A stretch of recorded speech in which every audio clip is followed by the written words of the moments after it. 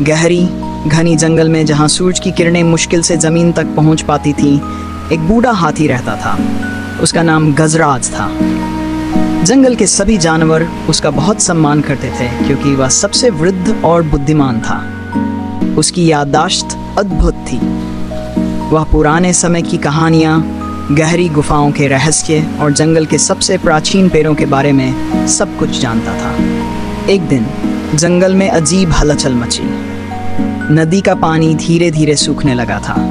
पेड़ मुरझाने लगे और घास सूखने लगी। जानवरों के लिए पीने का पानी मिलना मुश्किल हो गया। हिरन, बंदर, खरगोश और पक्षी सभी चिंतित थे। शेर सिंहराज, जो जंगल का राजा था, ने सभी जानवरों की एक बैठक बुलाई। हमारे जंगल में पानी खत्म हो रहा है, सिंहराज ने गंभीर स्वर में कहा। अगर जल्द ही बारिश नहीं हुई तो हम सब मर जाएंगे। हमें कोई उपाय खोजना होगा। सभी जानवर चिंतित होकर एक दूसरे की ओर देखने लगे। किसी को कोई उपाय नहीं सूझ रहा था। तभी गजराज धीरे धीरे आगे बढ़ा और अपनी गहरी आवाज में कहा, मुझे बहुत पुरानी एक कहानी याद है जो शायद हमारी मदद कर सके। गजराज ने कहना शुरू किया, ये बहुत पुरानी बात जब मेरे दादा जीवित थे। उन्होंने मुझे एक रहस्यमयी झील के बारे में बताया था। वह झील किसी को भी दिखाई नहीं देती, लेकिन वह कभी नहीं सूखती। इसे जीवन झील कहा जाता था। कहा जाता है कि ये झील केवल उन्हीं को दिखाई देती है जो जंगल की रक्षा करना चाहते हैं और सच्चे दिल से इसकी खोज करते हैं। सभी जानवरों ने आश्चर्य से एक दूसरे की ओर देखा।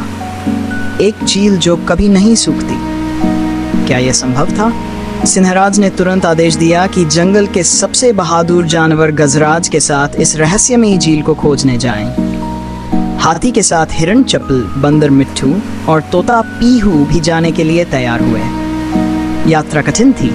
जंगल के घने पेड़ों और ऊंची पहाड़ियों के बीच रास्ता ढूंढना मुश्किल था।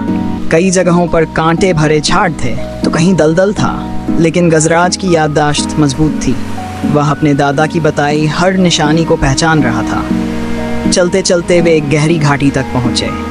वहां एक विशाल चट्टान थी जिस पर प्राचीन संकेत खुदे हुए थे।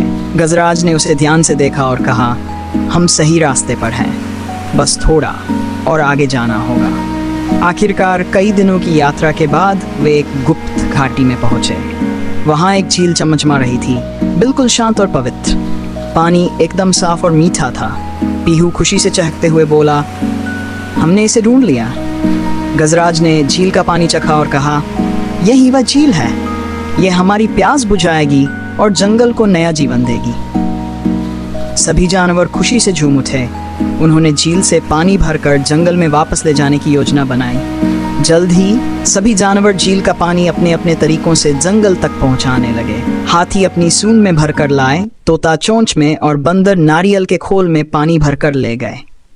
धीरे धीरे जंगल फिर से हरा भरा होने लगा।